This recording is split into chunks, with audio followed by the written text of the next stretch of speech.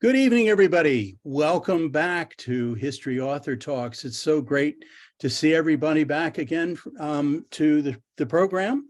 And here we are at the top of the hour. And I'm very pleased that you could join us this evening. I am Roger Williams. I am the host here at History Author Talks. I am also the co-founder of an organization called 10crucialdays.org, which is a heritage tourism organization in Central Jersey. All of these logos you see around in my back screen here. I'm an executive producer for a musical in development called The Crossing. If you want to hear some great music, and it's an interesting story, you go to thecrossingmusical.com and you can hear some really terrific music that we're putting together for this musical. I work with the Sons of the American Revolution. I'm a member of the Sons of the American Revolution. And Sons of the American Revolution is a service organization. We work very hard on educational initiatives, and we're very pleased when we have other members join us. So you should look at sar.org. So this evening, as we have in the past, what we are going to do when we introduce our guest, if you have questions for our guest this evening, you are to use the chat feature. If you have questions, those questions will come to me, and I will try and get to as many of those questions as possible. I will say that I have a million questions for our guest this evening. So but I always try and get to your questions as well. So with that, I am now very pleased. I want to introduce you to our guest this evening. Ed Larson is a professor of history at Pepperdine University.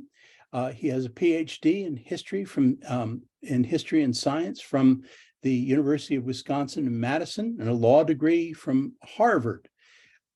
He is, prior to becoming a professor, Larson practiced law in Seattle and served as a counsel for the U.S. House of Representatives in Washington, D.C. Larson is the author or co-author of 14 books and over 100 published articles, and the recipient of the Pulitzer Prize in history for his book, The Summer of the Gods, about the Scopes trial. His other books include Franklin and Washington, The Return of George Washington, and a real page-turner called The Empire of the Ice, about the Shackleton expedition. So with that, I am very pleased now to introduce you to our guest this evening, Ed Larson.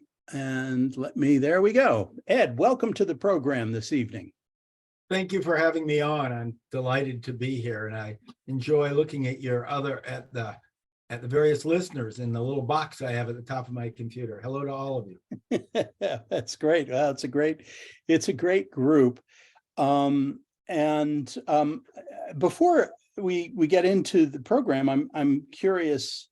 I want to start off by talking about your notes section. For my regular listeners know that I spend a lot of time reading notes in a lot of books, and I want to just say just how absolutely remarkable it is that during the COVID period in which you wrote this book, you managed to dig up so many references as you did. That must have been a real challenge. What was that like for you, writing a book during the COVID period? Well, I had very little else to do. I guess two of my adult children did come home, but otherwise, all my usual speaking and teaching was sort of put on hold. So I had plenty of time to engage in this project. I had written already 3 books and many articles about the Revolutionary era in American history. So I knew this stuff pretty well. And I knew how to access it. And also, I had the good fortune that the archivists in many places knew me from earlier trips, because while I love to write, I also absolutely love to research. I love to be, I'm never happier when I'm in an archives all day, lost to the world. I lose all track of time. They have to find me at the end of the day when they're closing. And because I'm off in some corner and totally lost track of time. But a lot of them know me. And of course, they didn't have anything else to do either. So when I couldn't go visit a place, and I was able to get in the middle of COVID, get a semester teaching visit to Yale. And so from Yale, I was able to reach a lot of stuff in person, but otherwise I was able to access it. And these librarians were perfect, these archivists were perfectly happy. They had nothing else to do to go off and find materials for me and scan it and send it to me. So, but as you know, there's been an incredible effort since I'm old school. I did research before there was anything online. But now, thanks to the support of people like David Rubenstein and others, an enormous amount of the Revolutionary era stuff is online. It's either through the American Antiquarian Society, which has a wonderful collection of newspapers, through the Founders Online program, through franklin.org for Benjamin Franklin, and I could just go on and on and on. It's really even lesser known people like Henry Lawrence, the South Carolina Historical Society, much to their credit, puts all of that online. So you can, when you're dealing with this particular era, there's an amazing amount of original source materials, and I will not use anything that I don't see the original source. I will never quote. People sometimes, and I don't know how a historian can do this, will borrow a quote from another book. That is, Yeah. Another author has used a quote, and if you look at the source, they got it from another book. Right. And then you can trace back, and sometimes they got it from another book. And it's sort of like when you played that game when you were a kid where you told Whisper a story down to the somebody lane. and they told, it gets that messed up. Honestly, this may sound crazy, but every time I find a quote in a book, virtually every time, when I look up the original and you see it in context, either some words have changed, not necessarily maliciously, because maybe they're writing with longhand, something has changed, some ellipses are there, some gaps are there that aren't a lot marked, or when you read it in context, it may sound different. So right. I only will use a quote, and I love to research. And so I will only use a quote if I've read the original source. Well, that's excellent. Well, tonight we're going to be focusing obviously on your newest work that's just come out. And okay, that wasn't supposed to happen. I got the wrong thing there. Here we go. There we go. American Inheritance, Liberty and Slavery and the Birth of a Nation, 1765 and 1795. And I remind my listeners that you will be able to find not only this new book, American Inheritance, at historyauthortalks.com. I have most of Ed's books listed at the bookshop right on History Author Talks, so that you can purchase any of his books at historyauthortalks.com, with a portion of the proceeds going to the SAR library. So we begin American Inheritance by learning about John Locke. What should Americans know about the dichotomy of John Locke's philosophies and his personal relationship with slavery? Well, John Locke was certainly a brilliant, if somewhat quirky human being. And he was very important for America. He was a philosopher like Rousseau, a political philosopher like Hume, or like Adam Smith, who was more of an economic philosopher. And all four of them influenced our founders. They read his treatise on government, for example. And his treatise on government puts forth a philosophy that where he postulates, basically he was what's known as a Whig philosopher, political philosopher. That is, he was leery of the monarchy. And he thought the Hanoverian monarchy, the three Georges, for example, in particular, but I suppose, he had problems with the Stuart monarchy as well, wanted to take away the traditional rights of Englishmen and wanted to impose an absolutist rule. Europe at that time, most of the countries, think of Louis XIV, was imposing absolutism in France at that time. Germany was moving toward absolutism. So was Denmark and Sweden. And many Englishmen treasured their historic rights, which they, involved everything from the whole conquest to the Magna Carta, to the old Bill of Rights and all these things. So Locke cherished those and worried about this absolutism. And that's the Whig philosophy, W-H-I-G. And so he came up with sort of a creation story. He sort of made it up, that all humans are born free in a state of nature, and therefore align together, form governments to giving up some of their natural liberty in return to secure their property. What does it say? Makes about sense. the union? It's not what happened, but it makes sense. And so from that philosophy, his treatise on government encapsulates that and makes liberty foundational to the human nature and the political institution. So he's our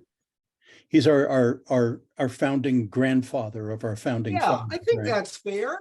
Yeah. And America as a nation is, I postulate in the book, but I've argued elsewhere, that United States is unique in that it was a nation founded not on a geographical entity, not on an ethnic group like France for the Franks, or Poland for the Poles, or Thailand for the Thais, and not on a religious identity like the Byzantine Empire or India or something, not an island entity, not a geographical entity, but on the ideal of liberty. We were founded on liberty. As Lincoln put it, we were conceived in liberty. And that sense of liberty doesn't really go back to the Greeks and the Romans. It really goes back to the Enlightenment era philosophers like Rousseau and Locke, and we got it mostly from Locke. And so he creates this creation story that fits that. And that really influenced people like Jefferson, the other founders. So, but what happens in addition to that, when you say the tension, is as a practical matter, he also was a lawyer and political writer who served as the secretary for the group of lords who got given the Carolinas as a reward for restoring Charles II to the monarchy.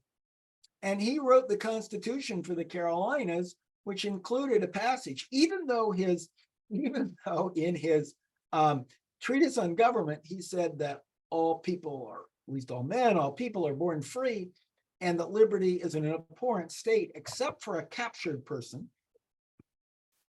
In the fundamentals, in the Constitution for Carolina, he enshrines slavery. He says that every white settler shall be entitled to his black, or he calls them Negro, slaves. And so you have this dichotomy coming right from him. And so you can take anything you want. As a practical matter, Locke was inspiring for his concept of liberty. As a practical matter, he helped to bring chattel slavery to America, because truly chattel slavery started in America with the Carolinas, and it was Locke's fundamental Constitution where it started. So generally speaking, what was the 17th century mindset on the issue of slavery in the British Isles? Well, Britain did not have slaves. And you know the song, the informal national anthem, which was written during this period, Rule Britannia. And the conclusion is Britons will never be slaves. And they say, and so slavery had existed in England only in Roman times. And with the fall of the Roman Empire and the establishment of Christianity, way back in before 1000 AD, slavery was abolished in England, it was never allowed. And that was the saying in the court books are the air of England is too pure for a enslaved person to breathe.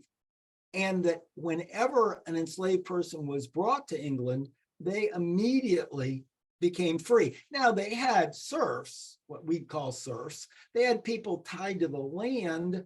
They had a vassalage, but that is not chattel slavery. It is just not chattel slavery.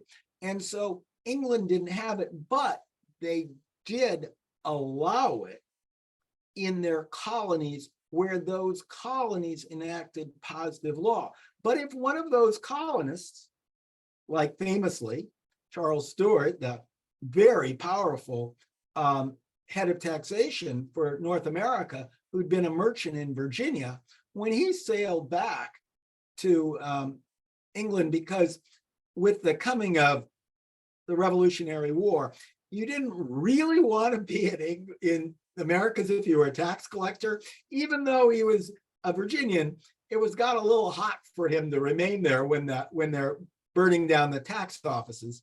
So he fled back to England, but he took along his enslaved people from Virginia. And when they got there, they were free. And they went to court funded by the Carolina people. The rich colonists of Carolina put up the money, and of Barbados and of Jamaica, because he was such a distinguished person. He'd met with the king, he'd met with the queen, he'd been an important, influential person. His enslaved person, Somerset, had run away. They caught him, but then there was a trial, and that trial was in about 1770. It was followed extremely closely in the New World. Major newspaper stories and in all the colonies, but also in England, it was the room was packed every day. And Lord Mansfield ruled, well, you can't recapture Somerset. James Somerset, you have no right to have James Somerset in England. He became free when you voluntarily took him back to England. And so that right up in the middle of the debate over taxation without representation, that was another bomb thrown in the whole revolutionary movement. So let's talk about this character fascinated me. I've heard about him before, but I learned a lot more about him in reading American Inheritances. Talk about J. Hector St. John Covicore, 18th century predecessor to de Tocqueville, I think. He asks and answers the question, what is an American? And commenting on its people and society, what does he tell Europeans about our culture? Cravaca had been he'd been a French mapmaker with the War of the French and Indian War. He came over with the French during the French and Indian War in the 1850s. And when the French lost, like many individual French with the troops, they ended up liking the New World, and so they stayed. And of course, the armies had fought in the Hudson Valley or at least north of the Hudson Valley in upstate New York. And so he stayed there, married a loyalist, daughter of a loyalist family in New England, in New York, and lived there. And he had pretensions of being a writer. He needed you as an agent. He did not have as good an agent as you, but he came up with this idea of writing these fictional letters. So they weren't quite like de Tocqueville, but that's a nice comparison. He wrote these fictional letters about life as an American farmer. It actually wasn't him. It was a fictional farmer living in Pennsylvania. He was sort of a farmer, sort of a merchant, sort of a writer living in New York. But he described his most famous letter is probably the second one.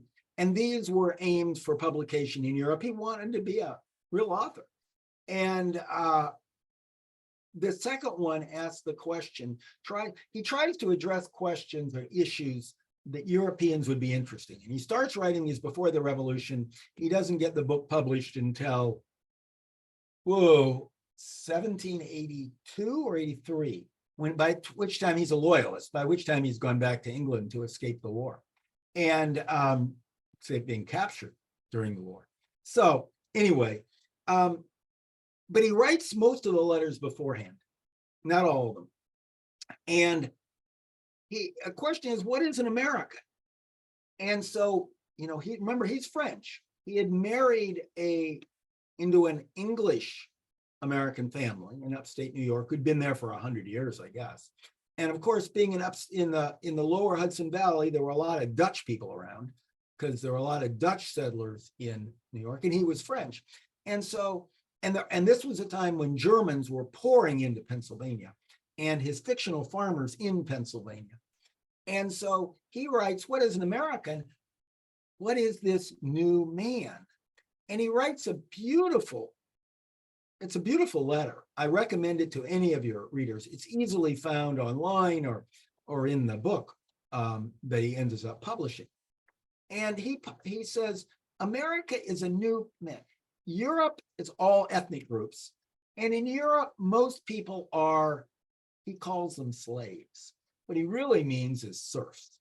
They're under the command of a local lord, and they're forced to be farmers. And he says, people move to America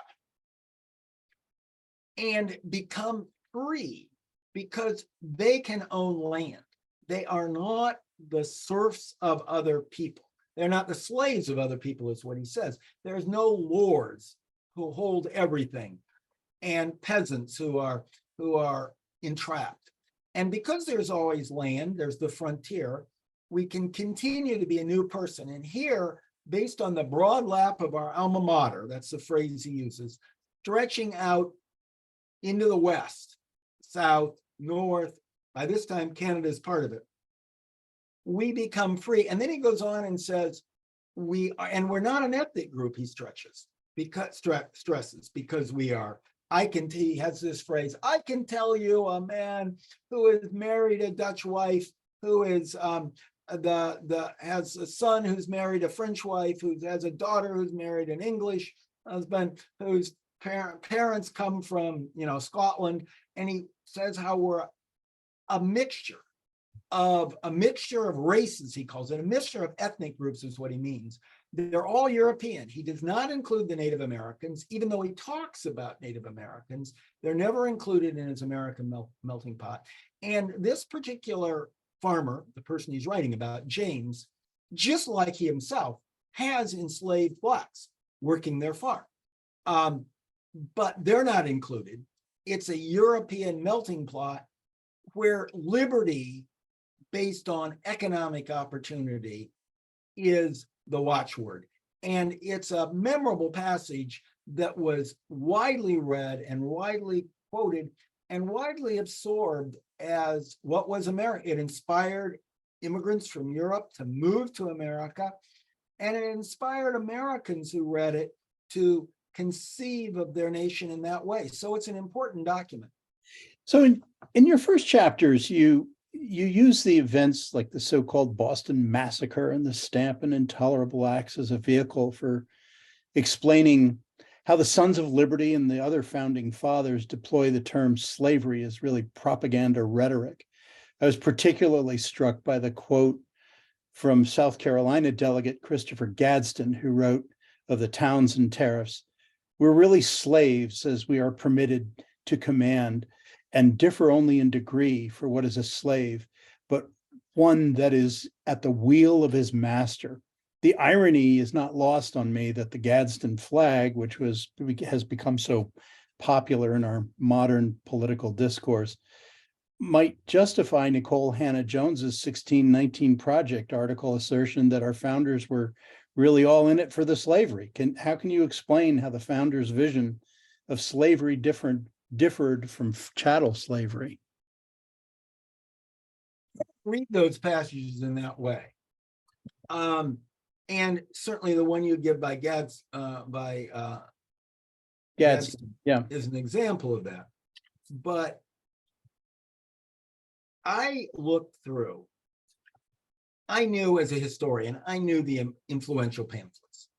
And there's maybe 3 hyper influential. That is most often reproduced, most often republished, most often distributed, most often retained, and presumably most often read. The ones that really made a difference and most quoted. And those for the Stamp Act is the one by Otis, would certainly be the leading one. The one by Hopkins from Rhode Island, the governor of Rhode Island. The one by Delaney, certainly that's probably the most quoted, from Maryland. He was the secretary to the colony. And then for the Townsend Act, you have another series of incredibly influential pamphlets. There, Dickinson's letters from Pennsylvania Farmer, I think it's called. That was clearly the most influential. That was quoted by Washington, by Mason, but you name it. They all quoted that one. They all thought that was the biggest one, but there were others. So I went back and reread all those key ones. And it turns out, which I hadn't noticed before, because I hadn't been looking for, that all of those, just like the quote you gave by Gadsden, use what I call is the slavery metaphor. Because what they're trying to do, they're all revolutionary pamphlets. And I found the same thing. I looked at all the key founders. I looked at the writings of Adams and Washington. And it's in all their, Mason, Jefferson, it's in all their writing. They all use the slavery metaphor. Now remember, the slavery metaphor had come from, we've already mentioned, John Locke. John Locke had used it, that Britons cannot be slaves. And so what they do in these revolutionary letters and pamphlets, letters to the editor, widely used by Samuel Adams, for example, was that there's two states. Everybody is in one of two states. There are only two states. You got to make things simple for a polemic. And these are polemics. These people had already decided they want their liberty. And there's a state of absolute, there's a state of liberty, ordered liberty, liberty under the government. It's not like total freedom, but it's liberty under the government. And there's the state of slavery. And liberty is posited as the ultimate good. And slavery is posited as the ultimate evil. And slavery is a lack of agency, a lack of controlling, drawing right from Locke, a lack of controlling your own property. That's why taxation without representation was so disastrous, because fundamental to English liberty was the idea that we can only consent to taxation for ourselves, either by our own consent or those by our elected representatives. And yet we, in the colonies, don't elect anybody to English Parliament. Therefore, we can raise taxes, but we have to do it through the Virginia House of Delegates or the Massachusetts Colonial General Court, it was called. And how England can get it is then they petition those legislatures, which is exactly what happened in the French and Indian War. And then the legislature sent money. But what that Stamp Act did and the Townsend Act did and the Sugar Act to a lesser extent, Parliament imposed direct taxes only on the colonies, not a virtual representation where there's a tax imposed by everyone on all Britons, whether they live in England or the colonies. That they could swallow. But a tax solely on the colonists. And they're thinking, well, if they can impose a tax solely on us, when are they going to stop? They're just going to keep raising it and raising it and raising it, because we're rich and we're getting richer because the land is so valuable, and they're getting poorer. So to make this point, they had in their midst, every single colony from New Hampshire to Georgia had by this time, by the 1770s, had chattel slavery. And chattel slavery was something new under the sun. It's not like slavery in ancient Rome. Chattel slavery was developed in Brazil, maybe, Barbados for sure, and then carried to the colonies in America, where these Africans were taken from their home and made perpetually enslaved. That is, slavery passes to the descendant by through the mother by generation. Serfs weren't like that. It didn't pass by generation. Even the early slavery that was first exhibited in Virginia wasn't like that. When it first came, it was that person was basically an indentured servant for life. But this was true chattel. By chattel, it means these people are the property of the owner, much like, really effectively like a cow or a sheep. And so that was this abject sense of slavery, which never existed in England, but did exist in the colonies. So by positing, and everybody could see it, because everybody, even if they didn't own an enslaved person, they could see chattel slavery in their community. And they knew how people enslaved in chattel slavery were treated. They had lost any sense of agency. They couldn't marry. Usually they couldn't learn to read. They would no escape, all these things. They were beaten, whatever. They were property like a cow or a sheep.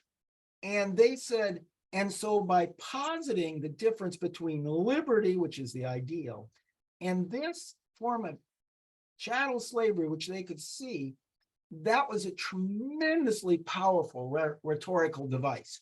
It didn't mean that these people who used it necessarily supported chattel slavery.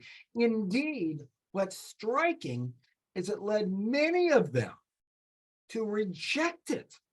So you get the case during this period of many of the revolutionary leaders. John Hancock, who's bigger than him, he signed the Declaration of Independence, the first guy. He was president of the Continental Congress. Samuel Adams, Benjamin Franklin, and I could go on and on. You're from Vermont. Right. The Allen brothers, all the people in Vermont. Vermont was the first one who wrote a constitution abolishing slavery. We get these people saying, well, rhetorically, we reject slavery. We are going to become enslaved by Parliament. And they immediately say, Otis, in the very first pamphlet of the Stamp Act, he says, and we have to get rid of our slavery. We've got to end it. But it doesn't necessarily lead that way. It didn't lead that way with Jefferson, Washington, Madison, though it caused them qualm. It didn't lead that way with Gadsden. It doesn't need to lead that way. So I view this as a rhetorical device that had incredible force because we had chattel slavery. Even though Locke had used it in England and others, Whigs, had commonly used it, Addison and Steele, commonly used this in England, it never had the force because they didn't see chattel slavery in their midst. They just had this ideal conception of Roman slavery when they had enslaved the captured Greek, which was an entirely different institution. I hope that I sort of went around the Robin Hood barn answering that, but I hope that was clear. Yeah, no. Well, let's get to the idea of how abolition, sort of the nexus of abolition. And in chapter 3, that you call a practice so odious, this chapter actually reads like a movie script. And for our listeners, just give us the elevator pitch for the movie I'm going to call Saving Somerset. You mentioned him earlier, and explain how in the face of these growing tensions between British America and the mother country, this case partly fueled the abolitionist movement in America. Well, I never thought it was as a movie, but from your mouth to the ear of Hollywood producers, because of course in California they are gods. So from your mouth to the ear of God, the Hollywood producers, that would be wonderful. It is a gripping story.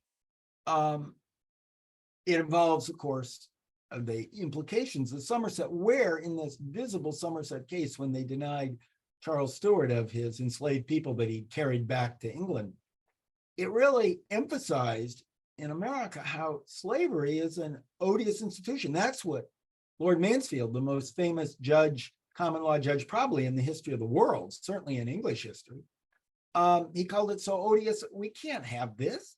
We can't have this in England. Look at what is happening in Barbados, in Jamaica, in the Carolinas. We can't have that stuff.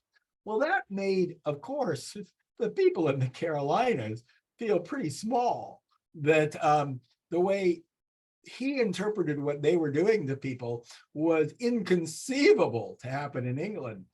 And it reinforced the drive in the northern, also in the South among some people. It didn't win over in the South, but in the North, it inspired people like Vermont, like New Hampshire, like Pennsylvania, like Massachusetts.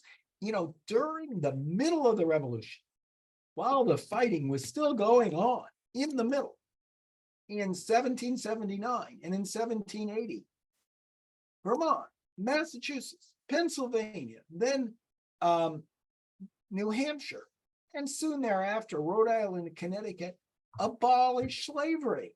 They had a lot of enslaved people in those states. They had it, the institution, for over 100 years. And so really, the Revolutionary War was, in fact, the first great emancipation of enslaved Africans in the New World. It's the first time it happened. It's the first time it happened anywhere.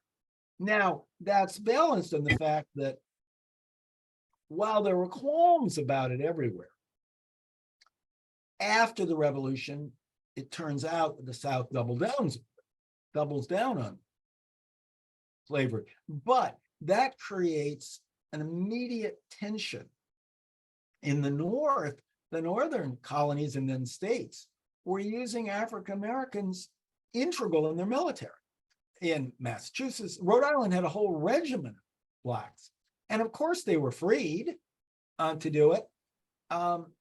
So you end up having this division. So by the time of the Constitutional Convention, many people at the Constitutional Convention on both sides, on Madison, the pro-slavery side, or Gouverneur Morris, Elderberg Sherry from Massachusetts, on the anti-slavery side, they're saying this institution is going to lead to a civil war. So I'd be remiss in not mentioning that one of the members of our audience tonight is author Christian McBurney, who was just recently released a book called The Dark Voyage, The American Privateers' War on Britain's African Slave Trade, his thesis is exactly what you just said, that the revolution was really one of the first emancipation movements in the New World. A great book too. In chapter 5, we meet Phyllis Wheatley, former slave woman, became international celebrity. Having met Mrs. Phyllis, as Washington would refer to her, seemed to temper his feelings about people of color. Now, we know slave owner Washington went through the entire war with Billy Lee and would place ads for Ona Judd and Judge and other slaves that escaped from him. But you seem to outline that given his new attitude, quite frankly, sheer need, Blacks began to fill the ranks of the Continental Army. How are these new recruits treated by their fellow white soldiers? It's a good question. And Washington is a curious person on the issue of slavery. What he does is, when the Revolutionary War begins, and since we're dealing with an audience of experts, they know that it did not begin on July 4th, 1776. They knew it began in April of 1775 with the Battle of Lexington Concord. That's when the real war begins, the shooting war. And in both of those battles, there were Black people fighting on the side of liberty, on the Patriot side. They were all freed, either because of their service or prior to their service. In the siege of Boston, there were many African Americans that served. In that wonderful painting of the death of the general, you see one of the African American patriots with his gun there. These were armed soldiers. They weren't orderlies. They were armed soldiers who were part of the colonial militia and then the state militia in New England, Rhode Island, Connecticut, New Hampshire, and Massachusetts, the states in New England. there would be some in New York, Pennsylvania, New Jersey as well. And so they were there before Washington got there. Washington was appointed, of course, later in 1775, and went and took command of the army already besieging Boston, trapping the British in it. That's when, of course, your hero, Henry Knox, comes and gets the cannon from Ticonderoga. Well, the group that went and got those cannons in Ticonderoga included African-American soldiers. They were in it. They were integral in the whole episode. So Washington gets up there, and his first instinct is to get rid of them all.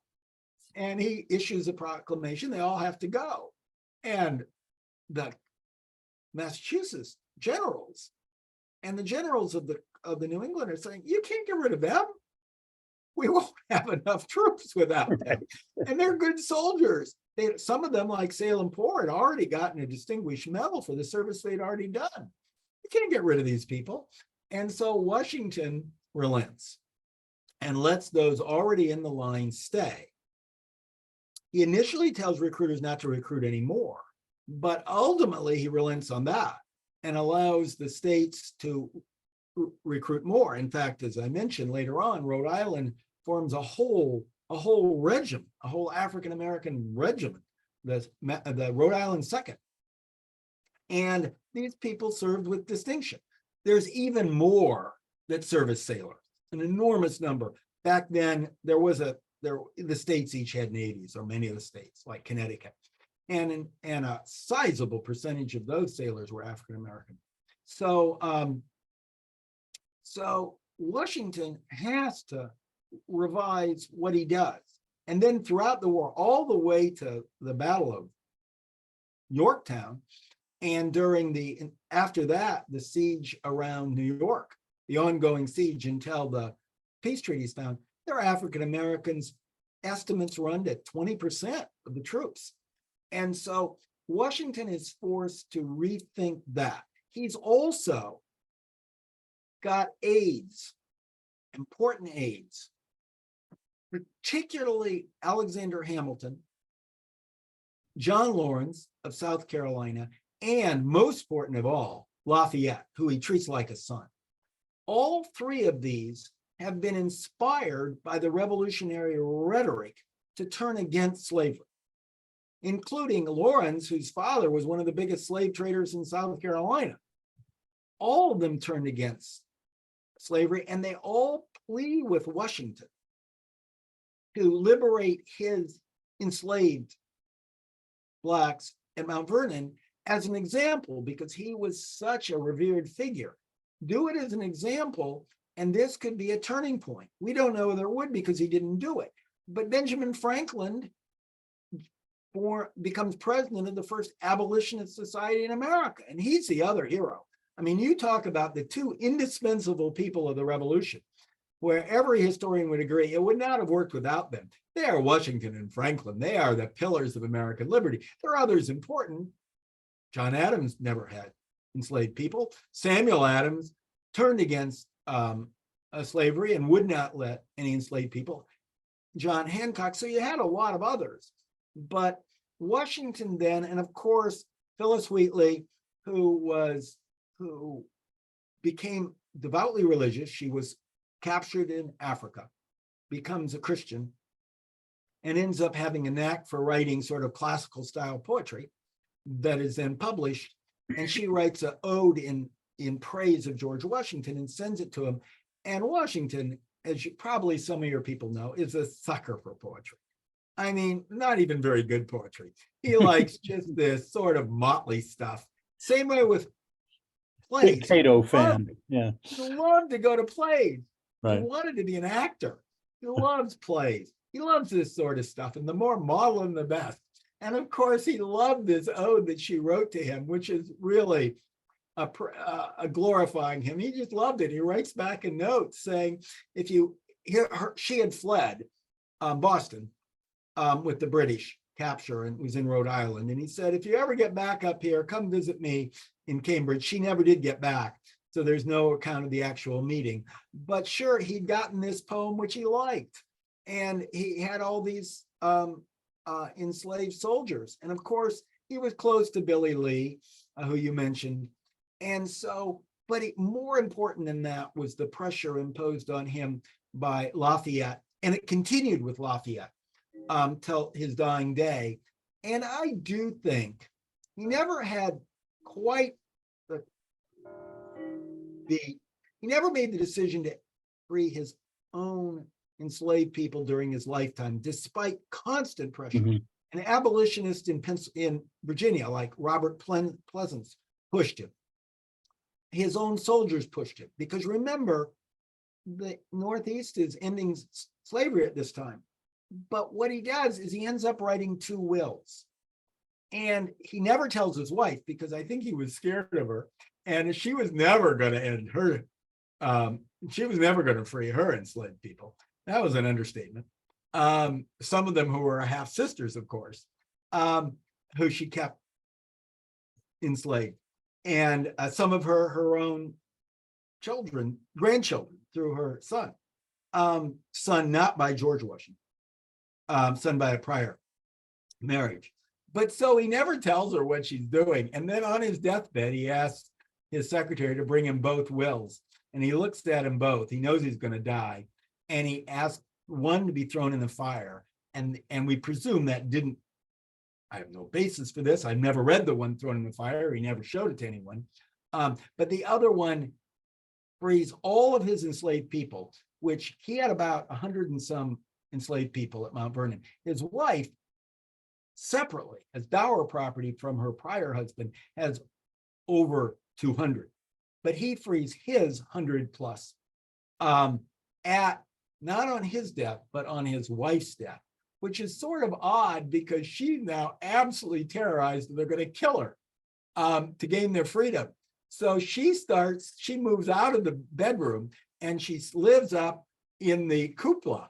You've seen Mount Vernon, it's got that tower. And she sleeps up there on top of the door because she's afraid these Washington's enslaved people are going to come up and kill her and therefore gain their freedom. So it's an interest. Washington is an interesting, but of course, in freeing his enslaved people, remember, he has no children when he dies, and he has no debts. Jefferson had children and debts, and Jefferson struggles over slavery as well. Indeed, in Notes in Virginia, he calls it a great evil. And he says, if there is a God in heaven, of course he didn't know, but if there's a God in heaven, he's going to judge us mightily for retaining enslaved people. But he still doesn't free his enslaved people, but he had debts and he had kids. And so Washington was in a different situation. But I personally believe if it hadn't been examples like Phyllis Wheatley, the example of the war, and people like Lafayette continuing to push him, Washington probably wouldn't have done it. So you use Benjamin Quarles' research, I guess most authors do. It estimates around 5,000 Blacks served with the Continentals. And by the end of the war, it was anywhere from 6 to 13% of the army. And we also know that approximately 15,000 served with the British. Now, granted, more Blacks cast their lot of gaining their freedom from slavery with the British, but certain thousands of Blacks who served the fledgling nation deserve greater attention than we've been able to give them. This is one of my favorite questions to ask historians these days. How can public historians or authors or historical interpreters best present this important part of our history to our fellow citizens without sounding patronizing? I mean, I give tours all of the time, and I want to be able to tell this story, and sometimes it's difficult. You seem to be inserting this into the narration. How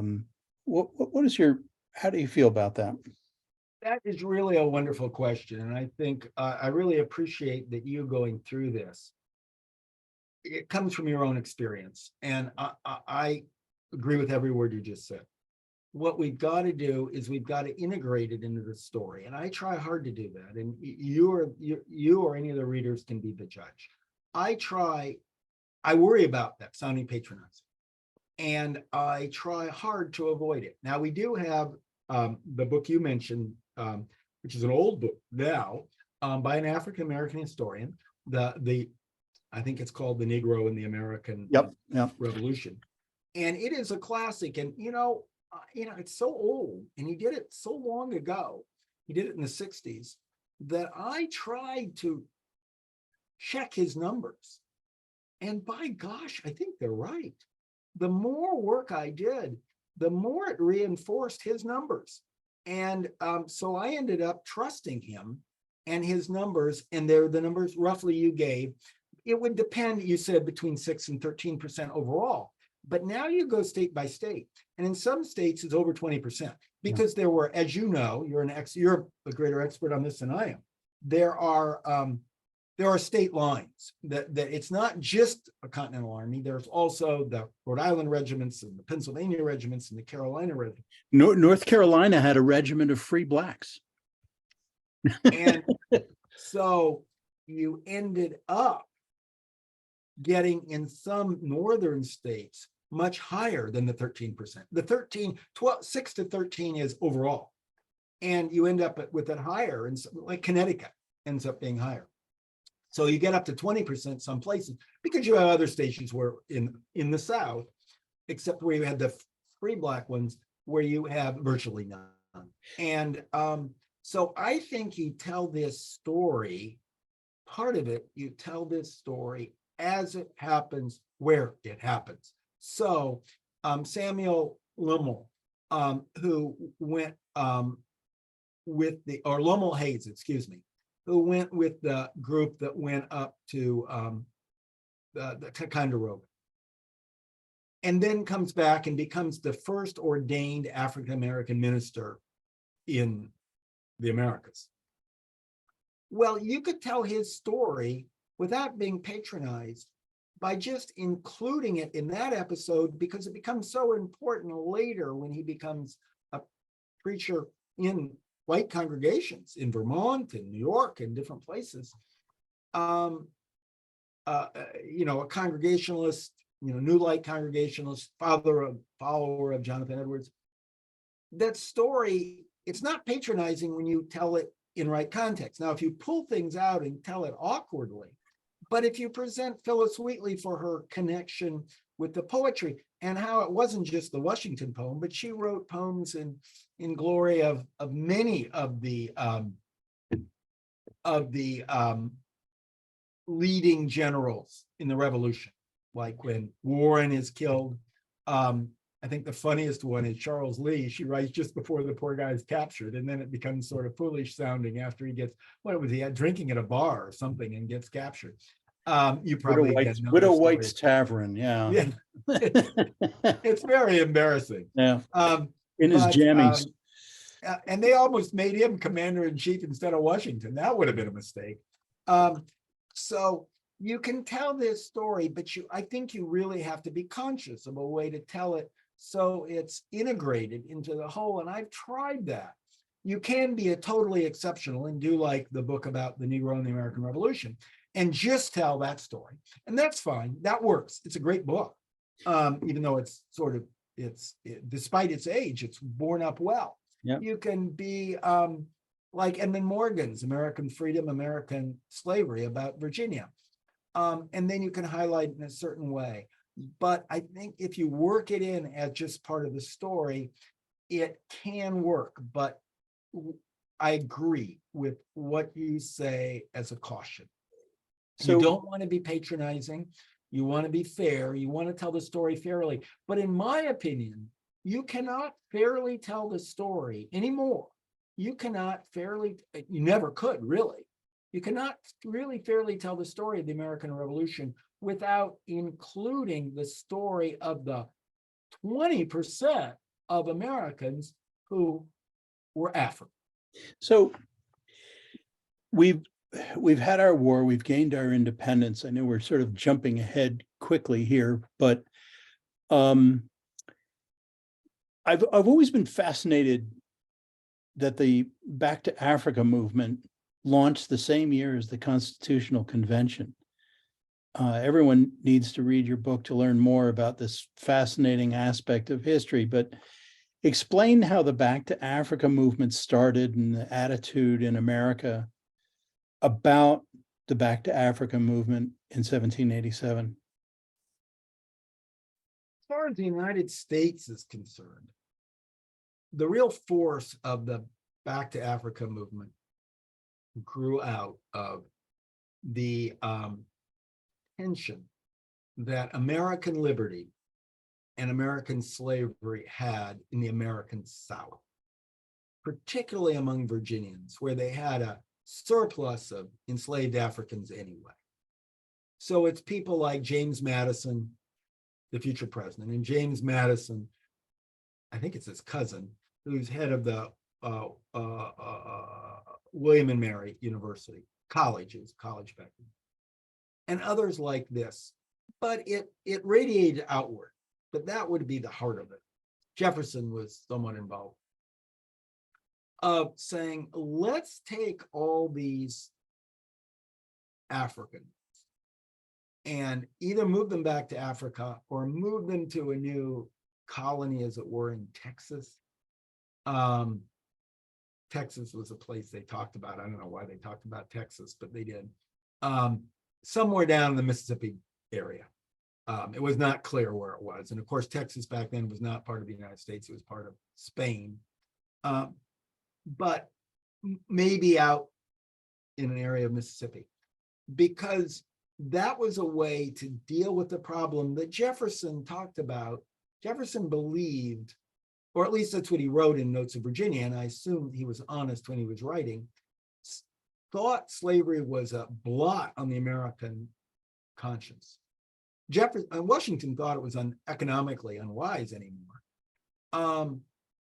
and wished he'd never had enslaved people. But could the two races ever live together, given how white people had treated Black people previously? And that was accented in Jefferson's notions, because Jefferson followed the English philosopher Hume in believing, because he wasn't a Christian, remember, he wasn't stuck with the story of Genesis and Adam and Eve being the parents of all humans. He believed that or at least he wrote, that the Africans are of a separate species. And some other Virginian Southern writers put them in the same genus as orangutans and baboons. And Hume in England was basically writing the same stuff. In fact, they all used Hume as an expert. And so therefore, they can't live together either because of the cruelty that was once imposed and the unequal status before, or because they're different. And now the abolitionists totally rejected, especially the Christian, totally rejected Jefferson's argument and say, we're all brothers. I mean, they were pushing this out of Princeton. You live near Princeton. Princeton was a very conservative, evangelically conservative institution then. Yale, same way. Connecticut. These were all pushing, no, we're all brothers. And that helped push the anti-slavery movement. That sense, and the Quakers felt the same way. We're all brothers because we all from the same stock.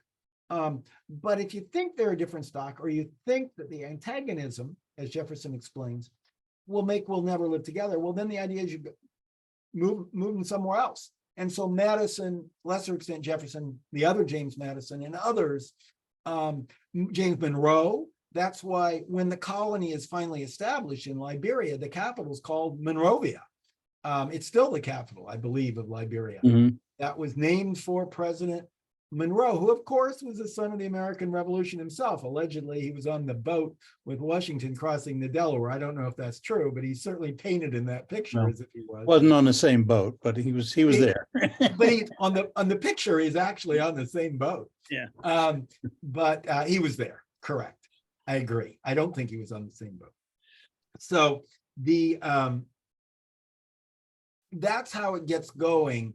I think it's therefore a sort of, if I use any other term, a stepchild of the larger abolitionist movement, and a stepchild of this American conception of liberty. So we're out of time. So this last question is mainly rhetorical for people to think about, but I just wanted to mention that in a single chapter that you call The House Dividing, you outline the seeds of how we came to civil war in 1861. It's something that everyone really has to read. I mean, it's a rather stark in how the North and South retreated into their quarters regarding slavery in our nascent years as a nation. But even in the North, while slavery may have been abolished, racism was not. Isn't our inheritance economic inequality born from racism that was soon to be embedded in the Constitution? I mean, that's really what happened. I mean, in lieu of reparations, perhaps what we need to do is to agree to some sort of affirmative action plan that will true up the founders' fumble here. We'll call it the 2/5 clause or something. I don't know. Well, that was certainly Martin Luther King Jr.'s point. Yeah. Some sort of affirmative action to deal with it rather than reparations. That would have been his argument. But you're right. Those are ongoing questions. That is why the book is called American Inheritance, because this is our inheritance of liberty, but also an inheritance of the experience of chattel slavery. Well, indeed. And in chapters 8 and 9, which aren't even the end of the book yet, they're like reading the last will and testament of our collective founding fathers. And to understand our American inheritance, we really don't have time to get into the rest of this, but it is indeed a civics lesson that none of us should ignore. And I wholeheartedly recommend to everybody in the audience tonight to go pick up their copy of American Inheritance. This is one important book. You know, there's a lot of books that are coming out these days about slavery and our founding, but Ed, I think you've done a magnificent job here, and I applaud you and I thank you for the work, the research that you've done, and it's great reading. It's an easy read. I want to thank everybody tonight. Our next program is on April 4th. I think it's the 4th. I've got a book by Jim Stemple called The Enemy Harassed, which is about the New Jersey campaign of the Forage Wars in 1777, which is often overlooked, but was an incredibly important time. And it's a terrific book. So I encourage you to keep looking at History Author Talks and go find yourself a copy of Ed's book. And thank you all so much for joining us. As always, if you want to kick over a donation to 10crucialdays.org, that helps me with the work that I do. And thank you, everybody, for joining us tonight. Thank you, Ed. Thank you so much for having me. Good night, everybody. Good night.